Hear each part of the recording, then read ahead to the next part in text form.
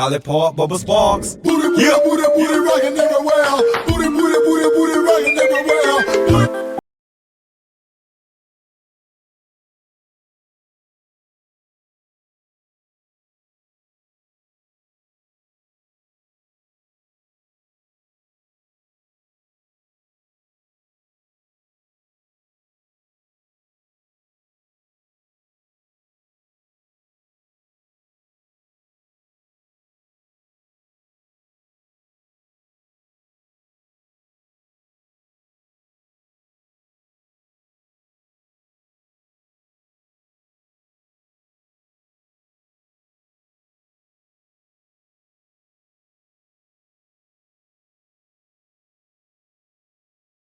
What's up, YouTube? It's Desi and I'm back with another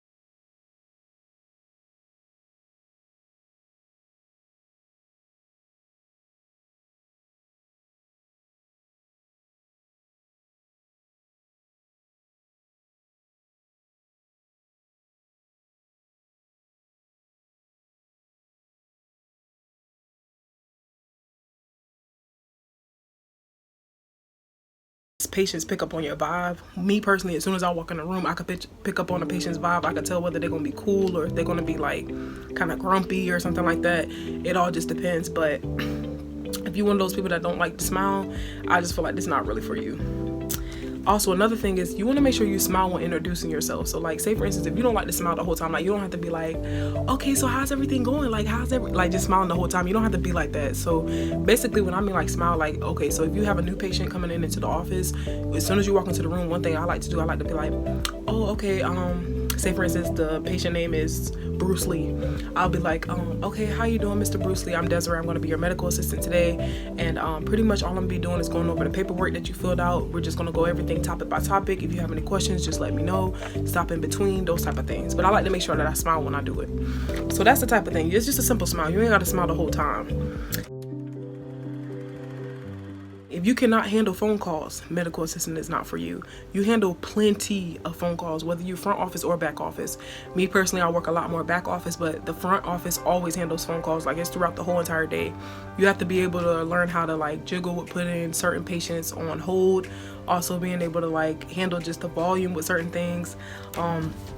I feel like if you can't handle the phone calls by yourself, it's a lot more tough on you.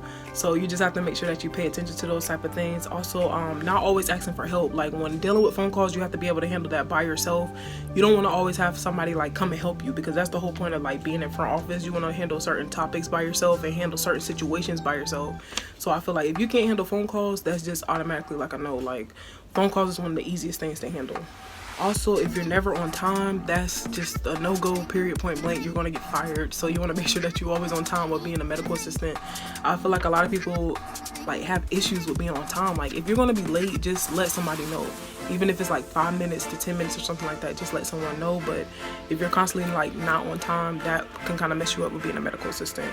Because at the end of the day, you're the physician assistant. You have to make sure you're on time to kind of help them out with things. With you not being on time, that can kind of mess you up on certain things. Not being able to handle a fast-paced environment. So like with medical assistant, everything is fast-paced. Even if you're in urgent care, that's a lot more fast-paced, but everything is fast-paced. You're constantly having patients go in and out. Everybody's an in and out process. Even if it's surgery, it's in and out process. Some people have surgeries where they stay in home or something like that, you want to call it, but a typical 8 to 5 is like in and out. When I mean fast-paced, like handling the phone calls, being able to handle specimen, being able to handle patients' attitudes, being able to handle the patients themselves. It's just a lot of fast-paced. So if you're not one of those people that can handle all those type of things, it could be kind of tough for you at given time.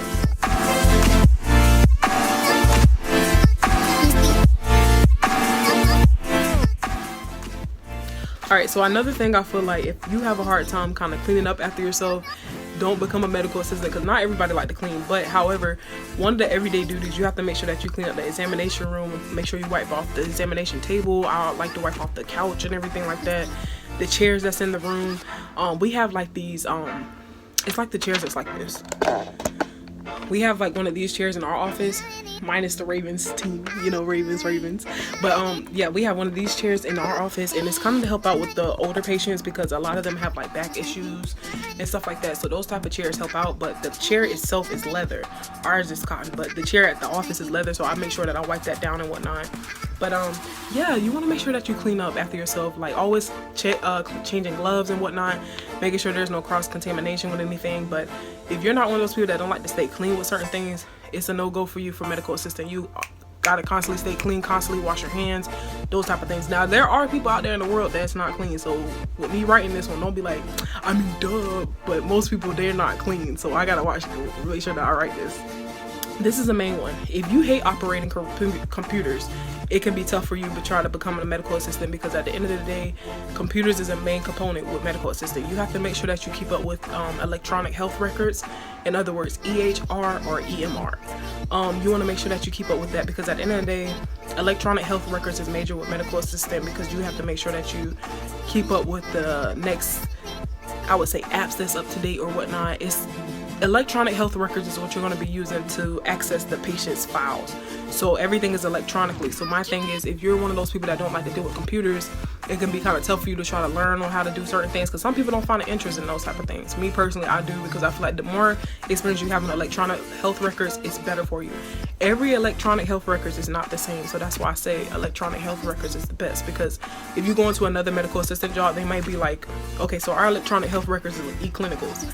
If I wanted to leave the job that I'm at right now and go to another medical assistant job, one of their requirements may be, do you have experience with e-clinicals, EMR or EHR? And I can easily say yes, so that can be kind of like a plus. So you want to make sure that you just pay attention to the electronic health records. If that's something you're not willing to learn, don't even worry about becoming a medical assistant. The last thing I would say is, if you're not friendly, medical assistant is not for you. You have to be friendly. Like, I done met a couple of people who's like an antisocial type medical assistant, but it depends on the practice that you're at. The practice that I'm at, there's no way you could last long with being a mean medical assistant, because the patients talk a lot. Like, they talk about everything. They let the doctor know, like, hey, I don't like how this new girl is being, I don't like how that person is being. So you have to make sure that you keep that friendliness going. Also, not just with the patients, also your co-workers as well too. If you're getting hired on new, one thing I can say about the boss that I work for, he likes to make sure it asks us like, hey, how's the new person coming along? Is she listening? Is she paying attention? So it's like, you're not only getting feedback from the patient, you're also getting feedback from your co-workers. And last but not least, it's up to the boss himself to see if he wants to keep you. So you want to make sure you keep that positive friendliness going on with the boss as well too. If you're one of those people that don't really like to talk and whatnot, the boss may think you're like that with the patients as well too, so he may not want to keep you going on with that job. So you want to make sure that you pay attention as far as for that.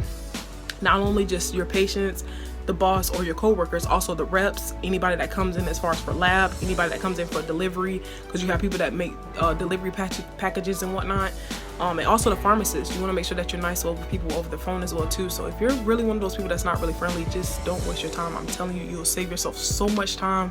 Don't become a medical assistant. But if any of these things I listed relates to you, I would say try to pick a different field. It's not the fact that you don't have to become a medical assistant. You could probably just become a phlebotomist, where you could probably just stick the patient and go, or you could just become, I don't know, it's all other types of ones. But with medical assistant, you want to make sure that you just top of the line friendly, always keep customer service going, and just always showing just that positive feedback. You don't want to give off any negative energy when becoming a medical assistant.